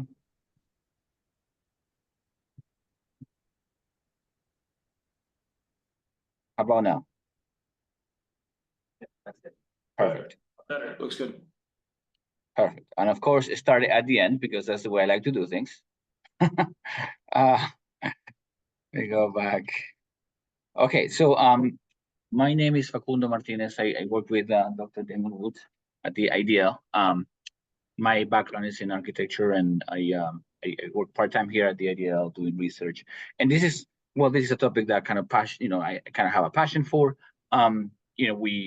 We're trying to be very diligent to show the information as accurate as we can get it, and then analyze things without any bias or kind of agenda, really just trying to present what we find, right? This report is kind of a draft and is not finished yet, but we wanted to give you an update on how things are going. And it's really just to give some to the conversation that we've been having so far in this meeting, where we're talking about, hey, this is a great idea, that's a great idea, these are all great ideas, but the cost keeps going up, and are they worth it, right? That is one big aspect of it. The other is in Idaho, like in most places, we kind of have our own way of doing things, right? And maybe even a little bit of our own way of interpreting certain things. So while we can easily say, nationally, this is how people are building this wall, we know that there are trends and things that happen that maybe in Idaho we're doing something slightly different that will make a difference in the energy efficiency. So it's very important for us to find accurate information that came to that was about Idaho. So we looked at the RBSA 22 and all the home visits that they do and all the data they have, and we essentially broke it into a few different things. So from all those visits for Idaho, we looked at 4 cities, Boise, Coeur d'Alene, Salmon, and Idaho Fall, 2 of them being on climate zone 5B and the other 2 being on climate zone 6B, which are very different. The code is different too. And then furthermore, we also looked at homes with a crawl space, homes with a concrete slab, and a heated basement. From this information that we gathered from that data, we made typical Idaho home models. And we looked at the envelope, what was the actual U value,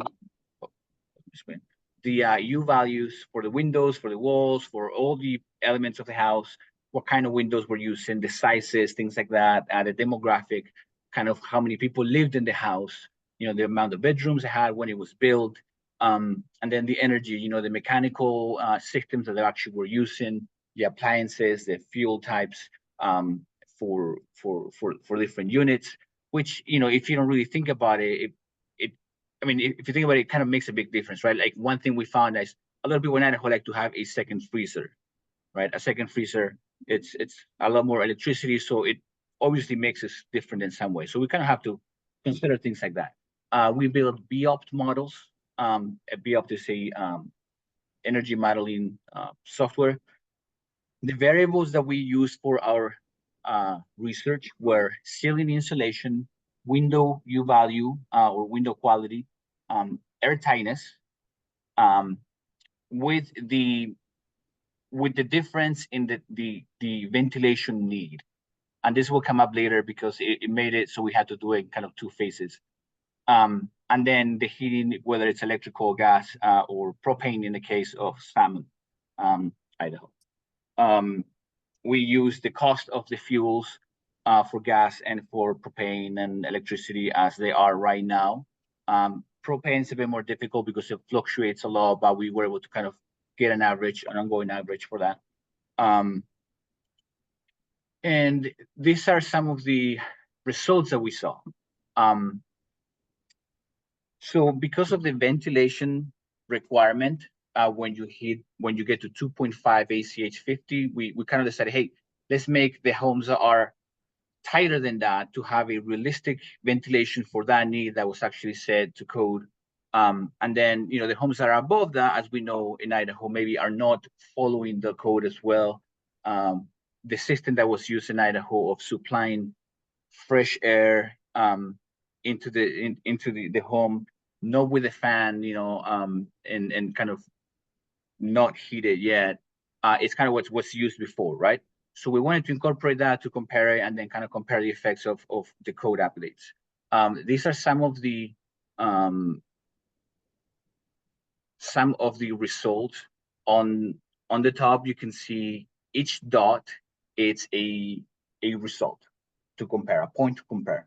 And this has all the variables combined all together, right? And we can see on the left, the energy related cost per year, and we can see how much energy savings happen per year. And you can see that sometimes you can save a lot of energy. You can save like 12% energy, but it doesn't mean that your energy related costs are up. Sometimes they go higher because of the cost of making the upgrades. And that is like the big part of what we've been talking about, right? Like, what are these costs? The related costs include essentially putting that into a mortgage, right? If it's an upgrade that's in front, interest rates includes having to replace the units, for so many years when it's repairs, things like that. The one thing that kind of revealed itself really quickly on these results is the difference between the system that we were using in Idaho for ventilation, which was essentially a fanless system, and how it made a big difference in the cost of energy. Most homes were not getting enough fresh air. By not getting enough fresh air, it also means that they're not bringing in enough air that needs to be heated, which means they're actually using less energy. So while it might seem like the worst system, it's better because it uses less energy, costs less. Obviously, you need the amount of fresh air that you need, right? So this is some of the results.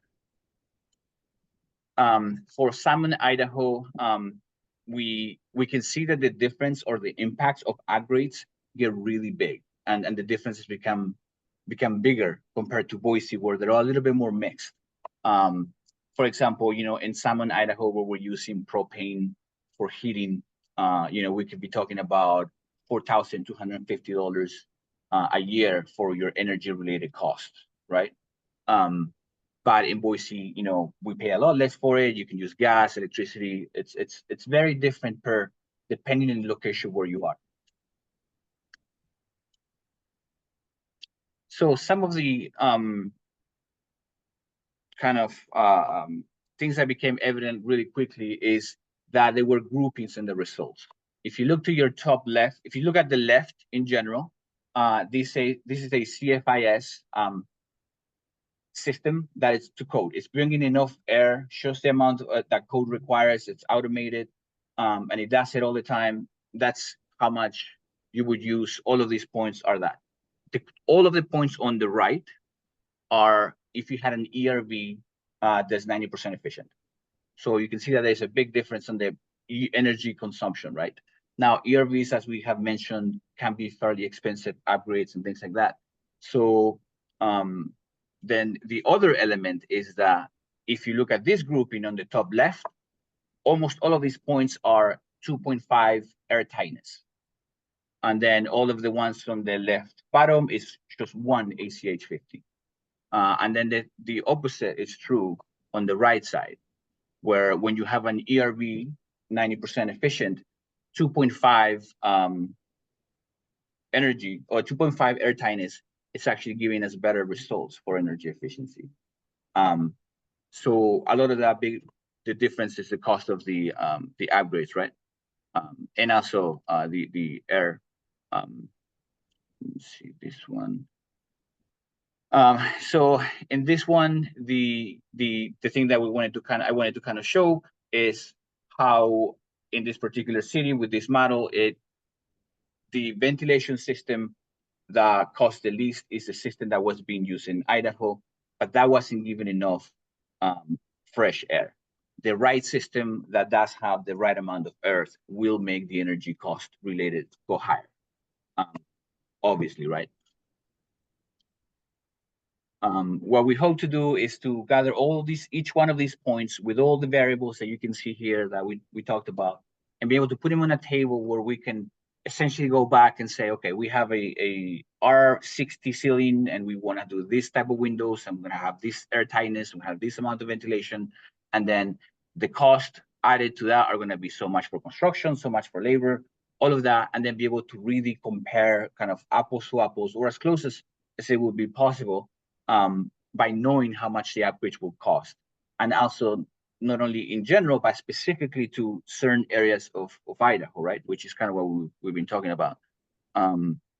Just to give an example of the importance of that, this is the work again for Salmon, Idaho.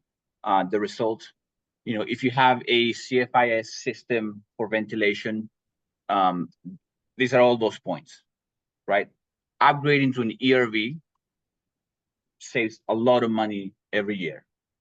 In Salmon, that difference is huge because they're using, in this case, we're running propane for heating, which is more likely there than it's obviously going to be in Boise. So I think that the reason why this has been so important, or this could be so important too, is because then we can apply kind of some guiding, knowledge to make decisions that impact cities differently or different areas differently.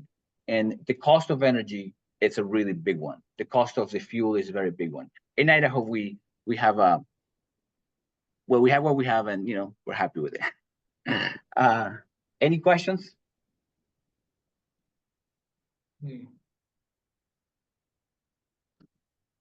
Yeah, I'll just say that more is forthcoming as we collate these results. But we are seeing kind of that tension between code minimum amount of air coming in with an active ventilation system versus what we are probably getting through a passive draw into just the return system. And we want to compare apples to apples. So we're doing comparisons at different ventilation rates. And it could be that the passive system of just drawing into the return is providing adequate ventilation into the bedrooms.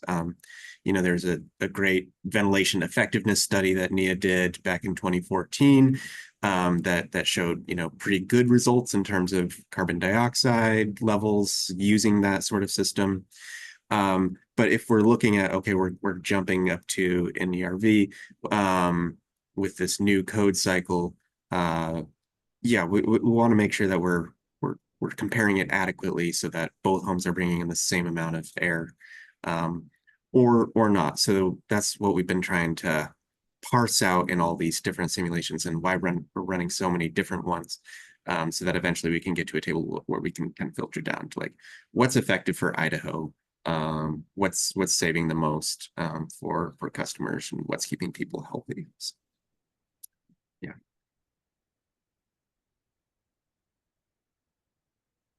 Does anyone have any questions for Damon or Facundo?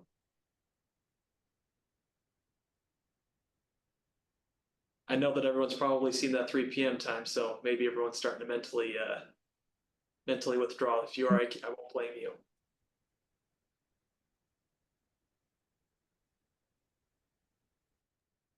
It's only 2 o'clock for some of us.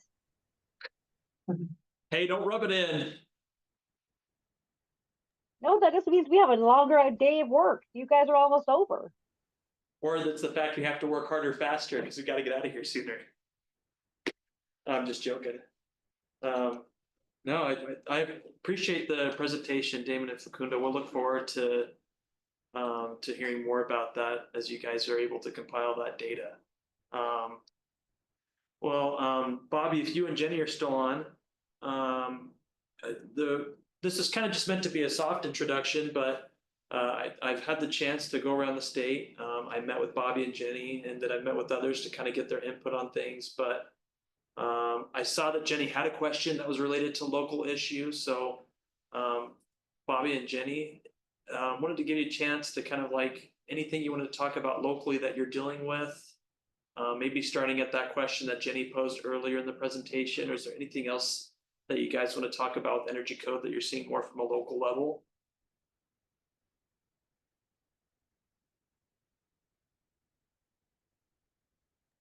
Okay. Can you hear us? I gotta take that off. Yes. Okay. So Jeni, you had the question? Oh, it was just, my question was about more of what Tess was talking about with how people are meeting the energy code with different stuff. And just recently I had someone inquire about if they only did 3 inches of spray foam in the ceiling, if they would be able to have ICC, not ICC, but if they had the testing done to prove that it was still energy efficient, even though it wasn't meeting the R38, that's a requirement. If anyone else has ever seen that, he sent me like something he had submitted on a previous job, and I went through it and it looks like it has all the approvals. I go, yeah, I don't have any issues as long as I get all that information, because they can't test it until after it's done. It can't be proven until after it's done. And so I was just wondering if anyone else handled that. But I think our main focus was more about how we're handling these shouts and these more, what's the word, air gapped houses or structures that tend to probably leak, and we don't test it. So as long as they're still meeting their insulation and their window U values and kind of what the code minimums are, we just go with it. It's not, I don't think it's the best way. It's probably not the most energy efficient, but then sometimes it could be. I don't know, because no one ever tests up here. And so I think if there was a better way to maybe test and confirm this, I don't know. I don't ever follow up with homeowners and say, hey, how's your heat pump working? Is it keeping up? Does it seem to be struggling? Have you had to replace it in a year? Because equipment that's working harder is going to go out faster. And we don't, as a building department, we don't follow up on any of that. We just meet the code. So 3 inches of spray foam, that's at best an R21 if our closed cell. So usually I've seen people do flash and bat. So they do their spray foam and then they add bat insulation in addition to that to meet the requirement. Yeah, and that's typically what I see. But in this case, they didn't want to do that. And they said if they spent the money on all the testing and stuff, if I would approve it. And I'm like, well, the stuff that they submitted from the last place that they did it, I had it pulled up on my computer who the company was, but I guess that's what they do, is they test things like that. I've had a lot of people ask. I know there's even some spray foam companies that don't like spraying more than 3 inches because they claim it's a waste, because once it spray foam seal, especially a closed cell, it's so sealed up that nothing really flows through. And one company even went as far to explain to me how they even came up with the R7 per 1 inch of spray foam. And I don't know if that's true. I didn't do a ton of research to find out, but it kind of makes sense. So when insulation was tested, it's tested in a 1 inch controlled environment to see as the air is passing through it. Well, with spray foam, because it's especially a closed cell, it's sealed off. So there's no air passing through it. It seals your home up. And how does that compare to something that does allow air to pass through? And I get into these arguments with contractors sometimes, and I do my best to stay to what I possibly know and go, look, I'm just here to make sure that you follow the code. And I can't unless someone wants to go out of their way to prove to me that it is within the rules, then I just make them abide by the rules, which usually entails they throw that batt insulation in with the spray foam to meet that R value requirement. So there's a couple of things, Jenny. One is that any claims that they're making would have to be on ICC evaluation. Mm-hmm. So ICC would have to agree with their findings in order for you as an ICC code official to accept it. Mm-hmm. They can do alternate compliance methods and performance testing and all of that. But if you look at the code in sections 405, 6, 7, and 8, it also requires a backstop to the 2009. And so the worst they can do is the 2009 prescriptive. And so What do you mean by the backstop? It says you can trade off different things, windows, insulation, et cetera, but it can't be worse than 2009 prescriptive. Yeah, and that's the way it's written. What is that? The code check. We had another house that same situation. They actually the res check. The but res res check. check doesn't really work for us, but yeah. Yeah, I had someone else do that, and they had upped their insulation all the way around, except for like they did a lesser in the floor in between their windows and their walls and ceiling. The res check had showed the energy efficiency numbers and stuff, and so we had approved that. But again, I see what you're saying. The documents he gave to me had like not specifically ICC, but it's same with, what's that brand? It's like there's another brand that's correlated or linked with ICC, and it says in the description. Oh, when they do the evaluations, what Yeah. is the evaluation reports called? The ICC does when a new company comes about. Yeah. Yeah. So anyways, the paperwork he gave me was linked with the ICC because I checked all that. I have had people submit stuff that's not even close to remote with the ICC stuff, so I'm pretty adamant about following up on that type of stuff. It's nerve-wracking to allow them to go forward with it and have to wait until the end of the project to have the final answer, because what if something goes wrong that's causing so many issues to have to go back to fix those issues, if that makes sense.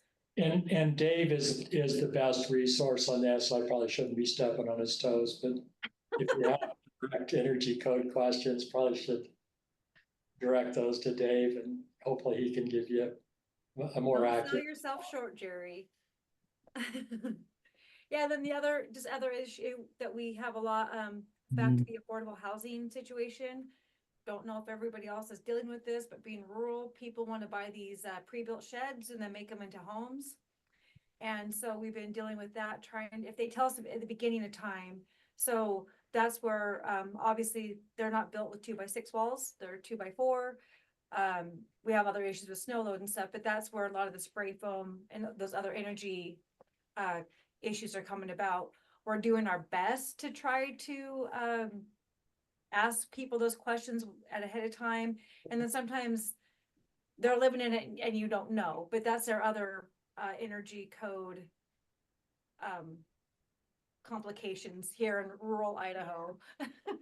So we do have an appendix for accessory dwelling units, tiny homes.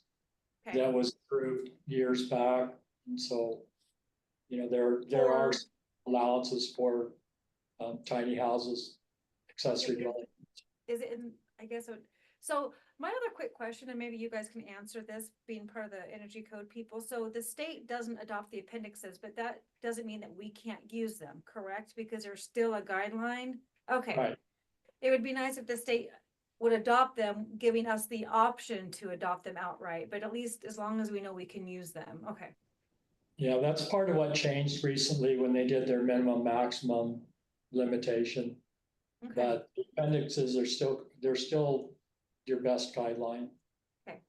And that's, something that we're all trying to do better. Idaho, everybody explaining to all these jurisdictions of what is adopted. The bigger jurisdictions have that type of knowledge. They have a building official, they have a legal advisor that helps them. Us smaller communities, if we weren't part of this group, we wouldn't know. She's my help. So that's another thing that we're, obviously, you know, I always say pre-COVID, before COVID, I felt like we had a lot more training. We were on top of things. That COVID happened. Now we're getting back into training, and these are the items that you can definitely see that we have, you know, on our education institutes and stuff to try to educate people and get them on board and let them know what's out there.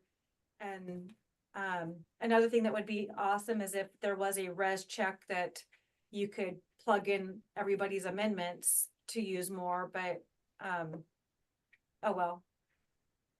Hey, Bobby, it's Charlie. I tried to chime in earlier, but I was on mute. But on your installation question on the foam spray, I would like Dave, Jerry said, call Dave. But also, when you're talking to Dave, I would heavily consider ventilation in that situation, because that's a huge issue if there's no way for moisture to get out, because that foam seals any leakage or any moisture from leaving, and it can create other major problems. So if he doesn't have adequate ventilation, it's not a good idea anyway. Well, awesome. Mm-hmm. Didn't know what else you guys wanted from us, Lance. We appreciate you reaching out to us, and we could just give our little input wherever possible. Yeah, no, this is great. Appreciate it. And this will get more and more formal as we go. And I know we've had a long conversation, so that was great. Thank you guys so much for being willing to share those. Jeni, thanks so much. Great to get to see you guys. It's awesome. I can now visualize that office space like I've been there before. So that's always nice. But I think there's only one more thing that we needed to cover on this call, and that was deciding our next code collaborative meeting. I put the 2 dates on the calendar. It was the 7th or the 14th. Is there a preference from anyone that's remaining on this call that wants to say which date works better for them? I think for us, probably the 14th, but of October. November. It'd be the 7th or the 14th of November. Oh, thank you. I was like, man, that's really fast. Oh, that's really good. Either one of those works. They're both a Thursday, so.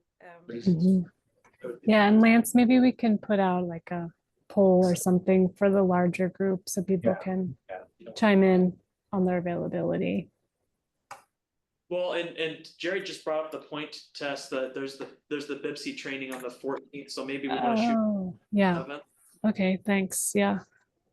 Would that be a date that works for everybody? The 7th? Yep, the 7th of November. We do the same time. We will for sure end quicker that time. We will not go past 2 hours. Only 20 minutes. So, okay, well, we'll plan on that. I'll send all that information and Tess, Damon, and Jerry. I'll get together with them and I'll get all that presentation information to everybody. But thank you, everyone, for being a part of this call. It was really nice to have a lot of dialogue and to communicate about things. So, great to have Yeah, everyone. agree. Yeah, thanks for facilitating, Lance. Yep. Nice to see you all. See you guys. You guys have a good rest of your day. Yeah, take care. See you. Bye.